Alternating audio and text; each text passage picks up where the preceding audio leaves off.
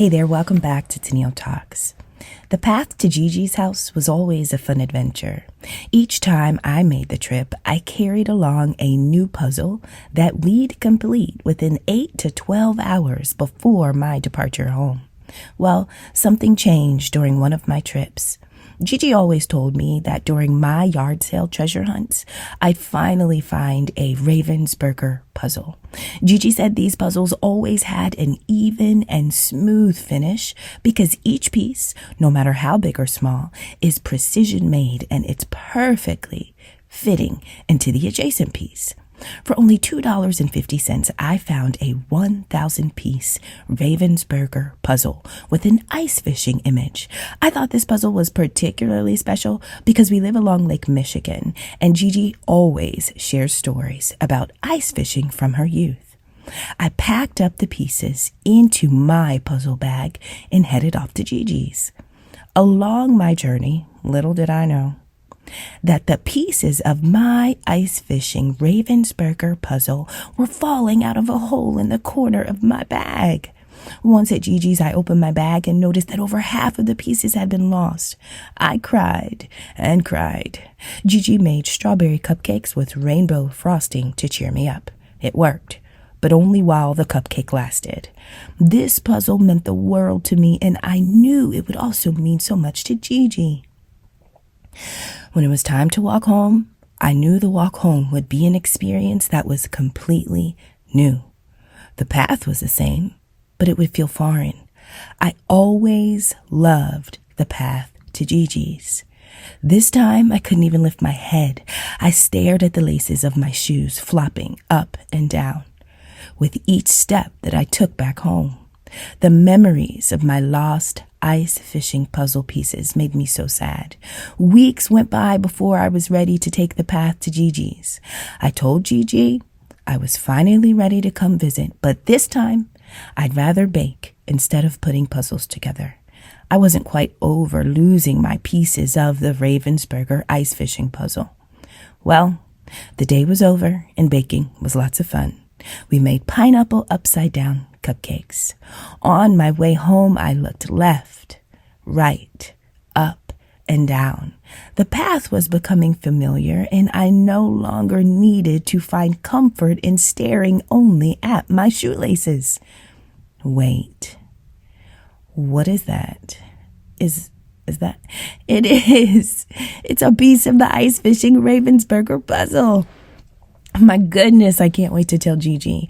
All of a sudden, the path to Gigi's became full of excitement. With each trek, I began to hunt for lost pieces of my Ravensburger ice fishing puzzle. Would you believe that I was finding these pieces almost like they were magnetically drawn to me? Let's begin the reading. All right. So we begin the energy. This reading gave me the idea of a proverb that comes up often in one of my personal homemade decks. And it talks about the fact how telling a secret to an unworthy person is like carrying grain in a bag with a hole in it. So grain is something you value. Grain, specifically is something you eat. It nourishes you. So the things that nourish you, the things that value you, you want to share them with, or you want to make sure that you are offering them to be carried with you. But the people that are carrying your most valuable things are people that are trustworthy. You can trust them with what you tell them. You can trust them with your secrets. You can trust them with the most sacred part of you. Now, the main energy in this reading is a mature man who stands as an authority figure. This mature man is important for some reason because maybe they're attached to a certain community. They've achieved some type of success in whatever niche they're in. This is somebody that you would consider wise. Their maturity may have taken them to a place of grandfather, father, uncle, teacher, chief, whatever it may be. This mature man has a tendency to abuse their power. So this mature man stands as an authority figure, but the way in which you use your power reveals something about the integrity of you. We have bullying and harassment. Bullying is the repetitive hurting of a person or a group of people. But the relationship between the bully and the people or the person getting hurt is that there is an imbalance of power. So those that bully or those that harass are misusing their power, and they're doing it to abuse, insult, to be cruel. You know, when we're talking about harassment, normally it's something really annoying because it's close to you. And so sometimes people have a tendency to look or locate things that are close to you. And they use their power over you to distort the emotion or the experience about the things that you find most sacred. Now, why is this necessary? Well, when you pick up the pieces, let's imagine that the bag that had a hole in it on our way to Gigis, where we were dropping our pieces, is this mature man or this authority figure. This is someone that has power. They have the power to hold the pieces to the things that we value, that are important to us, we have fun doing, right? Something we love. We love puzzles. And so somebody took their power to hold the details or the traits, the qualities of whatever you kept closest to your heart, but they distorted it because they wanted to see you drained, drip, drip, slowly, slowly, right? So cutting a hole in your bag, this is bullying and harassing. This is somebody deciding that, oh, you like puzzles? Oh, you're taking puzzles to somebody's house that you care about.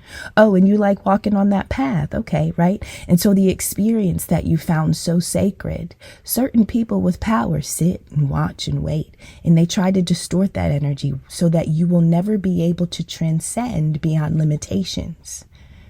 Your ability to experience triumph and victory, that is supposed to escape you, right? That is the point of somebody bullying and harass you, to keep their foot on your neck, so to speak, so that you can never get up. You can never become victorious. Now, the spirit of this man was willing to break rules and follow rules, right? So rules were, it just depends. There really were no rules is the point. A win is a win. Whatever you do to succeed was in the spirit. And you, if this reading is connecting, you may have felt like this figure that I describe. And I say man because the card says mature man, and I'm just reading it that way. But when we're talking about man, we're really talking about masculinity.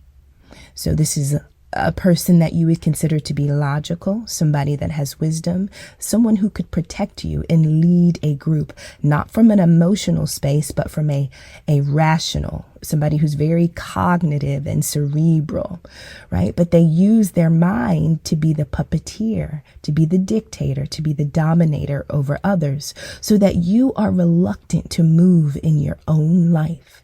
This is somebody saying that I want you to, I want you to move this way or that way. If I pull a string, I need you to raise your arm. If I pull this string, I want you to raise your leg.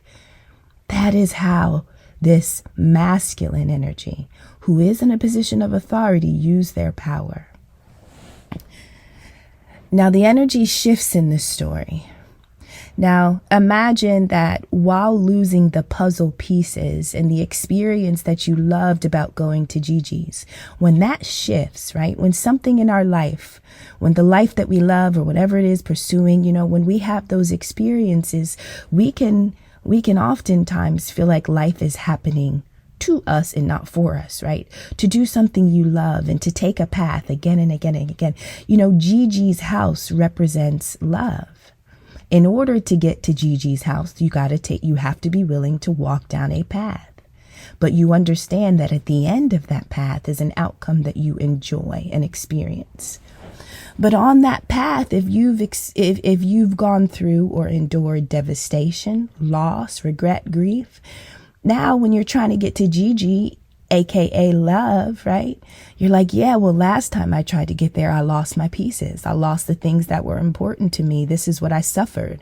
So when I entertained love, I dealt with loss. And so now there's the energy of despair, being tortured by worries, being stressed, excessive demands, looking at our life as a stage, but then having stage fright about even engaging with life as a result of the bullying, the harassing, the constantly losing the pieces of us that excited us about taking that path towards love. And love is sometimes relationships, it's a hobby, it's a health journey. Love can be anything, but trying for it, going after it, trying to live alongside love can be distorted when the path there has been troubled. An authority figure, a figure close enough to you, may have troubled your path time and time again. Why is it important to trouble your path, right? Short term, yes, you experience despair, worry, and stress. Long term, what does this do to you? It creates a phobia. A phobia is when you have an anxiety or a fear that is so strong that it blocks your energy. It stops you from moving or progressing. You have an energy that freezes you. It keeps you still and stuck. It prohibits you from moving beyond a certain point. The frequency of a phobia at times can be connected to your past life. So the strength of our fears can be deeply rooted beyond just the lifetime we are currently living.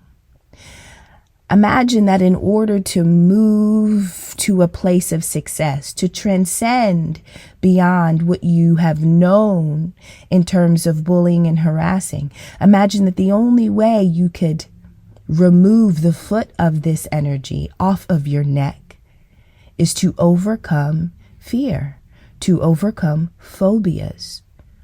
Phobia is essentially when we have an impulse to control something that we can't control.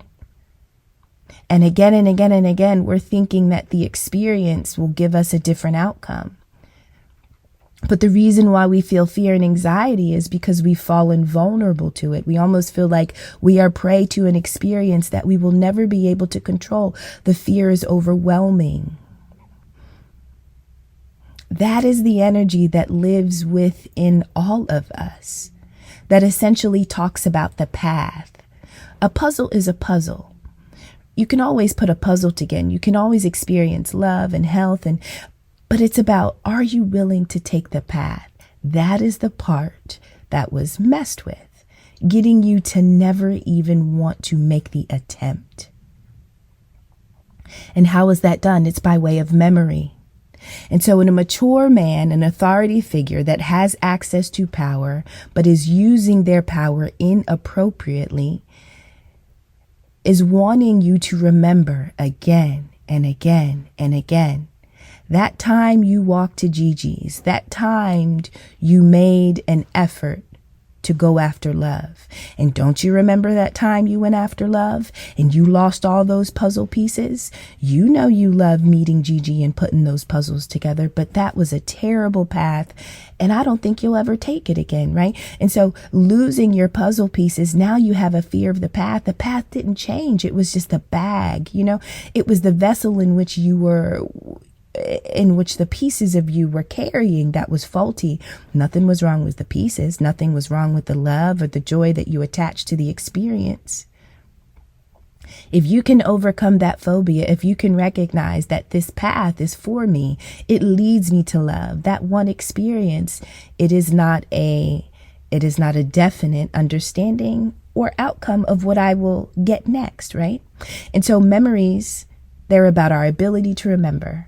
We reunite with mental and emotional parts of ourselves. We reunite with the past. We reflect on the past mentally and emotionally in order to remember something.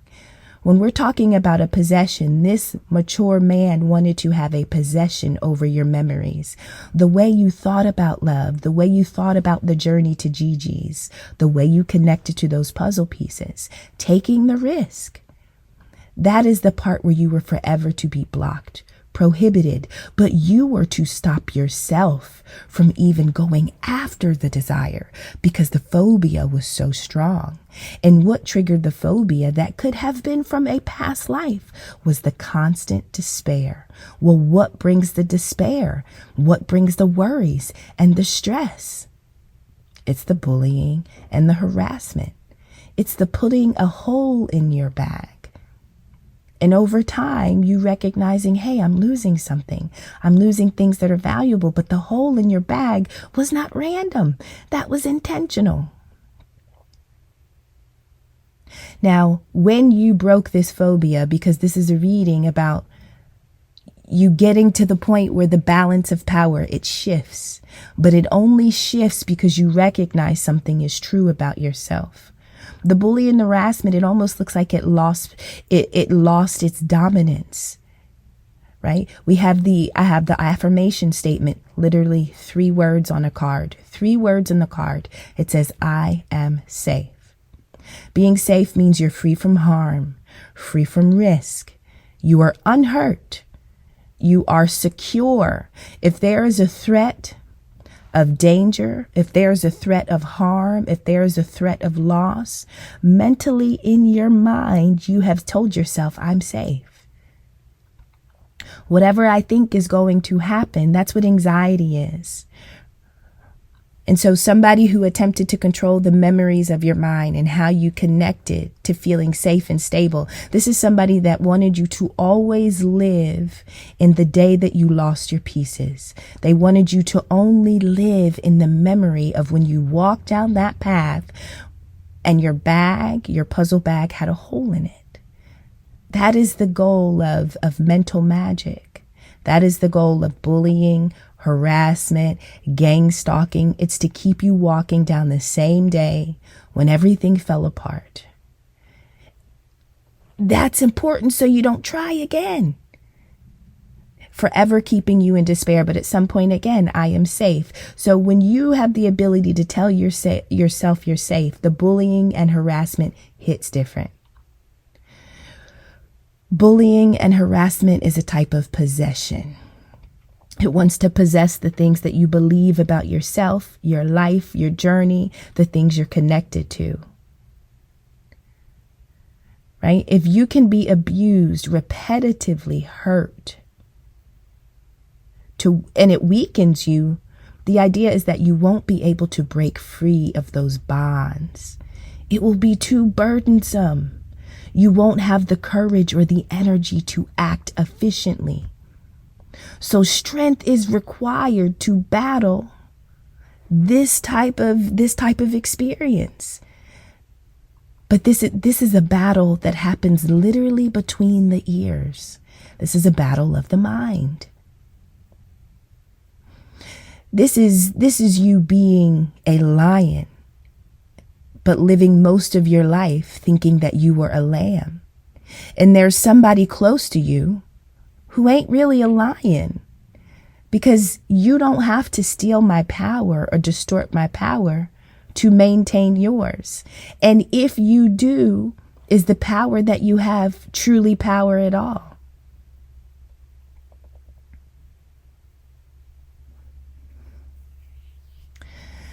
Living your life as a lamb because of the bullying and harassing.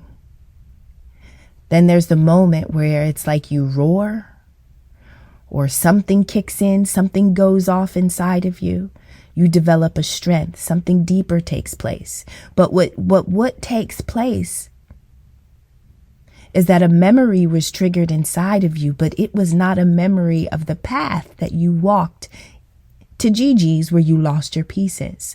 Sometimes you can experience a despair or a phobia that is so deep, right? Possibly because it stems from a past life, but a pain that you dealt with in this life is needed to almost wake up dormant, stuck, or blocked energy from previous lifetimes. And so although this masculine energy has been a tormentor, because it has kept you or worked to keep you existing only in your darkest memories, right? If you live in your darkest memories, you won't even make an attempt to go forward. Now, something inside of you woke up. Darkness, listen, After being in the dark for a certain amount of times, your eyes start to adjust. You start to be able to see shapes and shadows and figures. You can make sense of your environment and your surrounding. This is how you gain power back. So imagine living as a lamb, living in darkness, not knowing that you have a roar, not knowing that you are a leader, a defender, that you have a pride that supports you, that hunts for you, right? Not knowing that you have access to all of that potential. But after being in the dark for so long, the harassment and the bullying, you're like, oh, is that a chair over there? Okay, I can see a bed. I can see, right? You start to make out shapes. And as you make out the figures around you, it helps you identify who you are and who you are not. When everything around you that used to scare you, you can make sense of it. It's like, oh, okay, so it's happening, but it's not harming me. I'm not losing anything. It's an illusion. It's triggering a memory, but it's not reflecting my present. Mental magic, it wants you to live in an emotion and in a mental state that is not really happening. But if you believe it's happening, damn it, it's happening. And that's all. If you can believe it's real, then it's real. Your body will follow. Making sense of your environment in the darkness, your eyes finally getting adjusted and acclimated to what once was very scary, reveals a gift, reveals a connection that you have. Now, I have the energy of Obatala here. Now, Obatala is a Yoruba deity, right? The eldest of the Orishas or the deities. So when Obatala comes out, Obatala is known as the king of white cloth. So that's purity, wisdom, creation, right? Obatala is the creator of human bodies and souls, responsible for overseeing ethical behavior. So humanity's moral compass connects to Obatala, but why would that come out in this reading as it relates to you? You recognizing that you are safe and free from harm activates your protection. It's because you recognize your purity, your wisdom. This is almost you tapping into something that you are carrying from a previous lifetime. So yes, you can bring in phobias and stress and fear and memories of battle and loss and grief from other lifetimes. Your soul doesn't forget. Right? Imagine that your soul is a movie. All of our souls is a movie. You pop the tape in, you watch it. What you're watching is our life. Well, we've got a movie collection. Your soul has got a movie collection. Every movie is a different lifetime that it has lived. And in every lifetime, there were events and people and places that were contributing to its development, its evolution, and its growth. And there's no movie that wasn't important. And so as you develop and you grow, every experience really happened. You can't subtract them. Even if you're not living in them, they still shaped you. They matter. Your soul has pulled on the energy of purity, of the highest form. And so imagine all those years that you lived as the lamb the Most High was watching. The Most High is the overseer of ethical behavior, right? Our moral compass matters, meaning at some point judgment will come. You told this soul, or you tortured this soul so much to make it think that it couldn't roar, it couldn't move, it couldn't hunt, it couldn't fight, it couldn't defend. And at some point, we have the energy of doors opening and obstacles being removed. How were the imagine that the mature man, the authority figure, is like a puppeteer. And as long as those strings are tied to your arms and legs, this energy, by way of harassment, can control the way your mind goes. If they control the way your mind goes, they control what the body can and can't do. Well, when you start to recognize you're safe, when you tap into the purity of your own soul, when you tap into your wisdom, right? Yeah, they were playing on your phobia. All of the strings that were connected to your mind and your limbs were only allowed to live because they were in the frequency of fear, anxiety, phobias, and despair. But when you elevate beyond the darkness and you start to make sense of the environment that once was annoying you because of how cruel, the bullying lost its effect.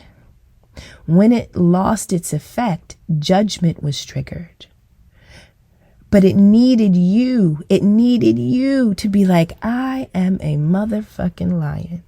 Are you crazy to think, right, that this would continue? Or how long did you think something like this would continue? It literally takes you to roar in order for the balance of power to shift. Nobody's gonna say, hey, you're a lion.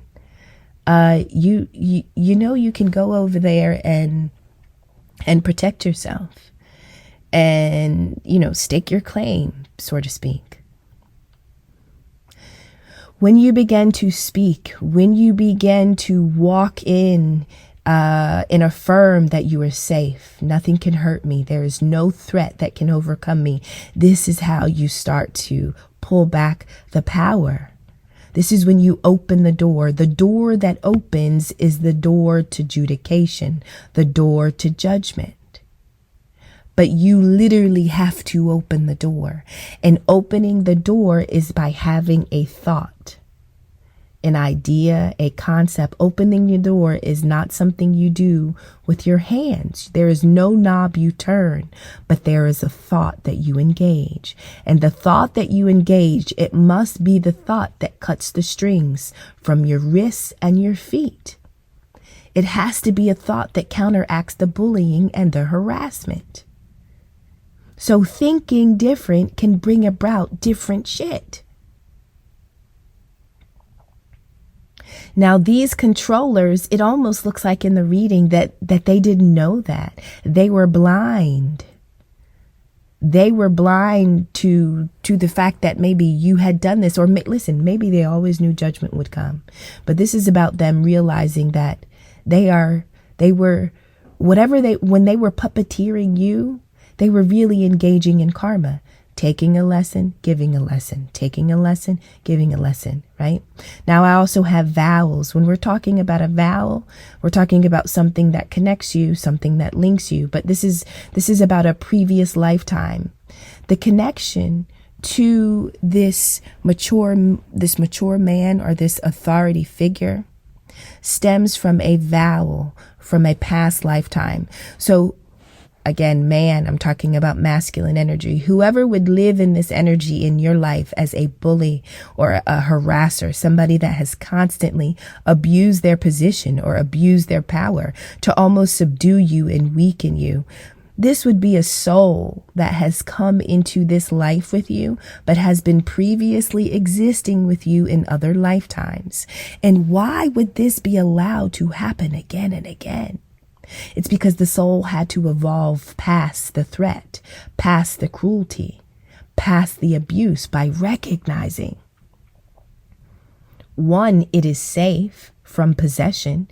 It is safe from danger, right? And again, phobias are about control. When people are misusing their power against us, at times, it can reveal that we are misusing our own power.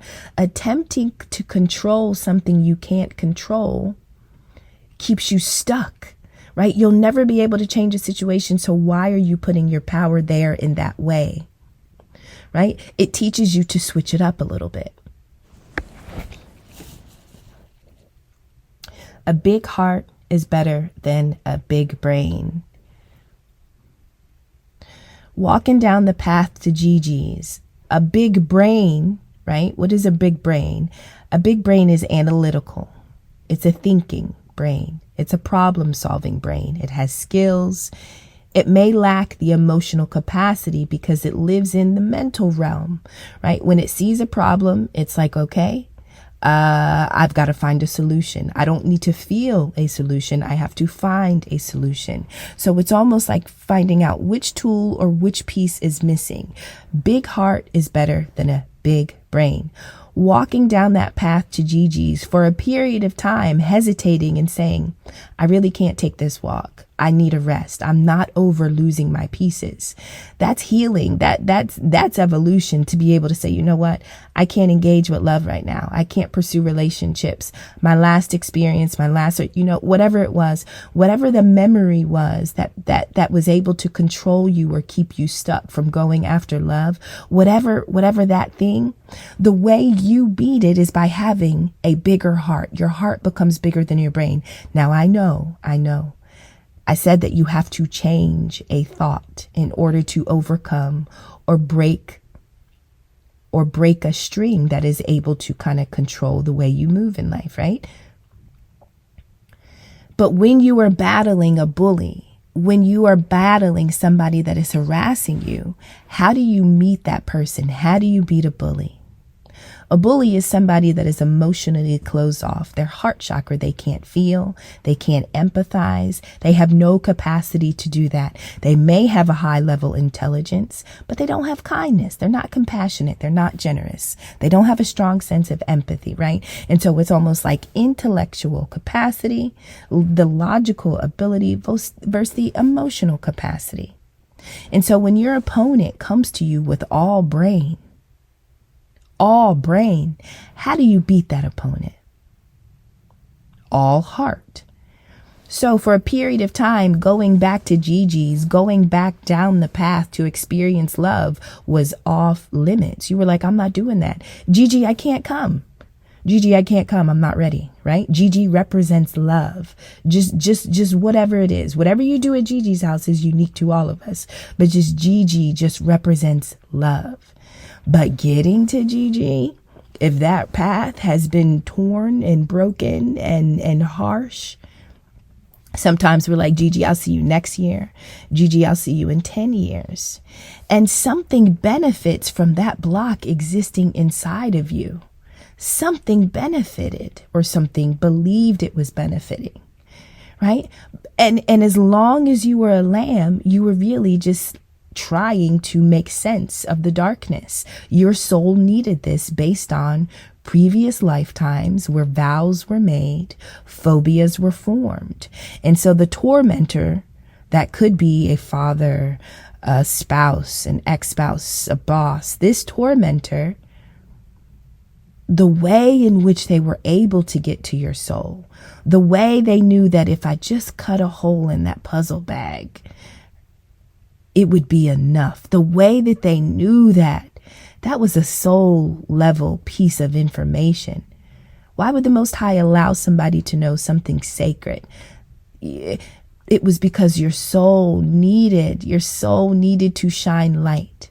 Your soul needed to reveal something. Your soul needed to overcome something. Your soul needed to grow a despair of, it needed to grow an experience that it was carrying from a previous lifetime that you just could not transcend beyond. And so you manifest that experience. It limits you for years, for decades. You're living as a lamb and you're a whole fucking lion. But that happens because your soul needs to develop seeing in the dark. Once you can see the shit for what it is, oh, it's game time.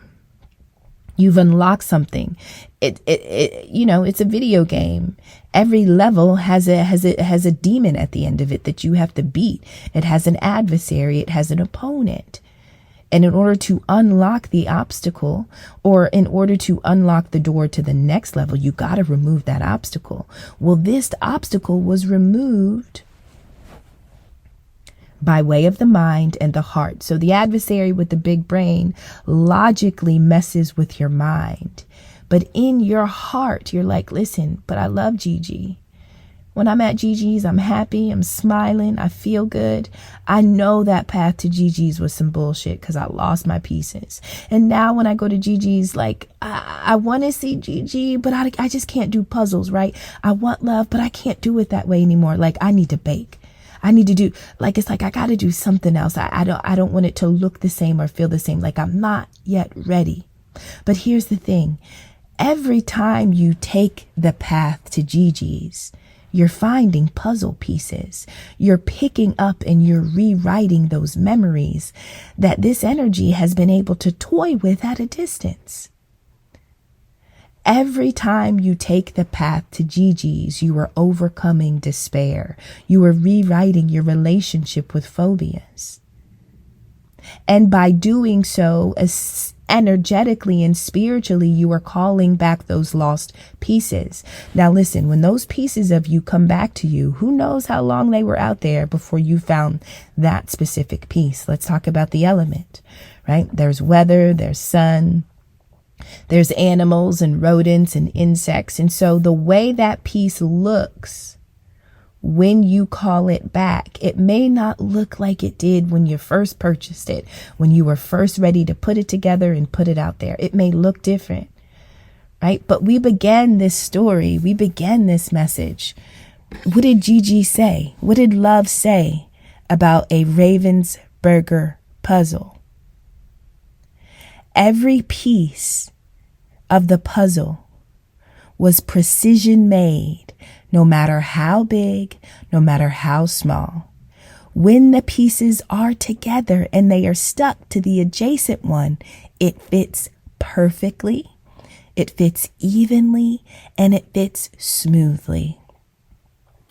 All you have to do is get the piece back. The piece knows exactly where it goes. It knows exactly which part of the picture it is calling in, it is building, it is bringing to fruition. So walking back to Gigi's, just knowing that you have the strength to walk back to Gigi's is how you overcome this adversary, this bully, this harasser, just by walking down the path. You don't even have to take a puzzle with you every time. You just got to be willing to go see Gigi. Gigi, I don't give a fuck what we do. I'm just ready to chill, Gigi, right? But there's always that downtime when you're like, Gigi, I need a break. I'm just not over it. Gigi is love. But Gigi said, every piece fits perfectly, whether it is lost, essentially, or found. The pieces of you know where they belong. And as long as people scatter your mind and keep you living in fear and being tortured by your past, you are convinced that you won't find the pieces. And even when you find them, it won't be the same. You won't be the same. The experience, the journey, the path won't be the same, right? But we're talking precision made, smooth and even. The Most High did not put us together in this way, knowing that life at times would break us and we wouldn't be able to repair ourselves. There are going to be many times in life where your puzzle bag has a hole in it, so to speak. The things you love, the things that surround love, the things that you connect to the energy of love. Those things may be lost. Those things may be worn or damaged or changed over time. But those pieces, those are your heart. And in order to beat a big brain, in order to beat the people that think they're smarter than you, they know more than you, they've read more. You know, those people, in order to beat them, you show up with a heart. That means you're willing to try. You're willing to put all bets on you. I don't care what I've been through. I know Gigi lives there and I know how to get to Gigi's. I used to love going to Gigi's, but I'm a little afraid now. All I can do is look down at my laces. I'm afraid to look left. I'm afraid to look right. I don't know what's going to jump out. Right? But just taking the path after the devastation, you're like, oh, hey, look at that rock over there. Oh, is that a bird? You take the path, but you start to learn new things. But as you learn and explore new things and develop a new relationship with how you approach love, you call back those pieces that were lost. You tell them, hey, it's safe. We're going to do this thing called love again. We're going to walk to Gigi's. We love Gigi. We got to go. We got to go. Right? There's something else we can do there. I know we had the puzzle experience, but there's more to be done with love. Love doesn't look one way. It doesn't feel one way. Sometimes it's pineapple upside down cupcakes. Sometimes it's strawberry cupcakes with rainbow sprinkles, right? Like, there are many things that you can do to Gigis, but never think that you can't go to Gigis because of that one time. Or for some of us, for those 100 times you walked down that path and lost pieces of you. Those pieces are coming back, but they can't come back to you unless you take that path. And when you take that path, you can't be staring down at your laces, living in despair and phobias, being tortured by what happened. No, eyes up, eyes open. More importantly, heart open. Get excited about what you may see when you start to look around. And I guarantee you, while looking, while walking, the pieces of you are going to be called back. They will know that they are safe because you are actively walking and calling them in. This is what brings in judgment. This is what changes things. And so now you've become a person of nobility and strength, where your mind is quick and it's sharp. When you judge fairly, but it doesn't take you time to see. So all of those years as a lamb, although dark, although devastating when we are living in our weakness, it is also developing us. Why? Because what does your soul know? What does your soul carry? You have a soul of a white cloth. You have a pure soul. You're ethical. You're moral. You are connected to the Creator. You carry wisdom. And so you use the wisdom of the heart to overcome, the logic of the mind. And this is what raised you to a place of nobility. An authority figure that abused you had mental power. You matched it with heart power only by taking the path again after the devastation. Now, this is what created a sudden change. This is what brought about an unexpected improvement. Every time you took the path to Gigis, your environment and your energy, the climate of you starts to shift. Finding those pieces, now it begins to feel like an award. It begins to feel like a prize or money, energy. It's priceless and you're getting it back. But here is the thing about this reading. Biblical. There's literally a card that says biblical, but it talks about a past life energy. So this says you were probably walking next to Jesus in previous lifetimes. Your soul has done big things when we're talking about the biblical stories. Like if it's hard for you to really follow or apply religion in the way that we are taught, if you have recognized, like, I believe, or I know, not necessarily believe, I know. And because I know I can't really walk this way, my religious path or my spiritual path, it looks different. Sometimes it can look different because your soul is different. Your soul knows what it knows because it was literally there. It was there. And so this is giving me the energy of, like, imagine if you were, this is like saying that you were one of Christ's disciples and you manifested in this lifetime. And when you manifested, the same Pharisees, right, that you had to deal with in previous lifetimes, they've come back. But they've come back as your father, your uncle, your brother, right? They've come back as masculine energies that are abusive and they're bullies, right? They're weak. But they play on your weakness in order to wake up the lion inside of you. And, the as above, so below. Above, it looks like they're playing with your mind, but below, they are strengthening your heart because you are learning that this is a possession that I must break free of. You gotta break free. And so you breaking free, but the way you broke free, it's almost like you remembered what Jesus said, not because of what you were told or taught by way of religion, but it's because you remembered what Jesus said because you were there. You remember the teachings because you were there. And so the phobias that were used to control you, you use the message and the method of a big heart to overcome a big brain. And how were you able to do that? Because it was dormant. It was literally in your soul. You have a soul of purity, a soul of wisdom. You are direct. You have a royal soul, a soul of the Most High. You are ethical, and you endured some of the most unethical experiences for years, decades for some. And all of that was to awaken the disciple in you, the witness in you. And once it's awoke, once you wake up, well, here comes your test. Now you got to speak, right? Now you got to say something. You saying something is what changes the power. It is what causes the shift. It is what calls back your energy. Now you will, listen, this is what allows you to build that Ravensburg puzzle. Every time you take that path to Gigis, you only take the path to Gigis because your soul is recalling a truth, a message that you lived through during biblical times. Not that it had to specifically be with Jesus, but this is just saying that that era of humanity, you played a part in it. And because you played a part in that, you collected wisdom and truth and knowledge. And although you dealt with suffering and persecution that it felt like you'd never be able to transcend, that is the exact darkness you needed to awaken the light that you had picked up in previous lifetimes. Right. And so, no, a puzzle bag with a hole in it is devastating.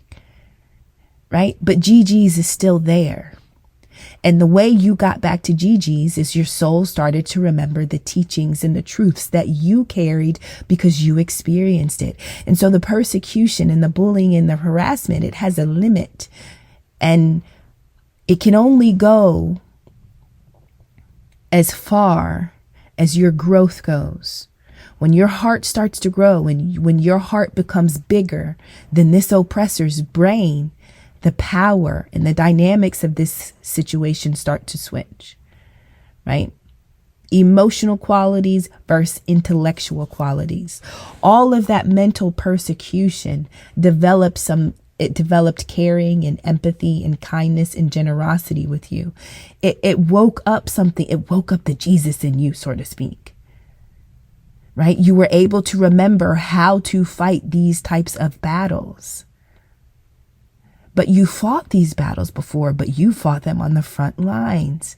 And so if you are a person that, like, spiritually or religiously, you walk, but your walk is a little different, like you got to lean, or you kind of got like a swag, like the way you walk in the spirit realm is different. Because you just know what you know.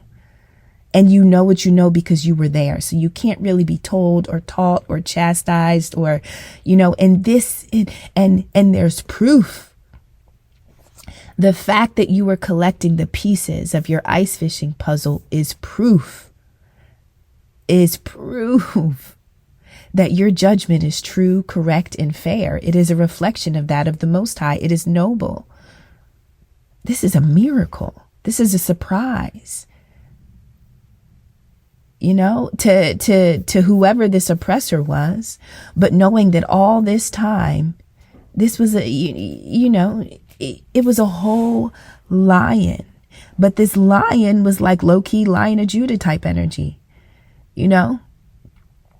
I love y'all. I hope that this reading came through in the way that you needed or in the way that I intended with this message. This is called Big Heart versus Big Brain, or pretty much Lost and Found. I think the ways of the master teachers that have come through different cultures and different societies, different lifetimes, different eras, if you can find a common thread between all of the teachings, it's about keeping the quality of the heart pure, no matter the experience you endure. Now, your brain is going to say, don't mess with love. Now, every time you go over to Gigis, you get hurt or something happens. You better stop going over there, right? You're going to get a cavity from all them sweets, right? Your brain starts to try to rationalize why this is not safe. Why should I not take this risk? But your heart is like, we've done this before. But you're not going to know that you've done this before. You're not going to be able to recall the wisdom. You won't be able to recall the memories that you need from past lives if you don't meet it with the proper energy. And so the brain is a lifetime type of organ, but a heart is an eternal organ. right? The energy of the heart is what lives with the soul forever and ever. But the brain is really only about what you acquire in this lifetime. And it is only by way of living in the heart that you can extend the consciousness of the brain and bring it to a heightened, high level existence. It is the heart. It is the heart that evolves the brain. And so the mental magic, the dark memories that kept you subdued, you overcame them by living in your heart. I love y'all. I'm going to put this up and I'll talk to you soon. Bye-bye.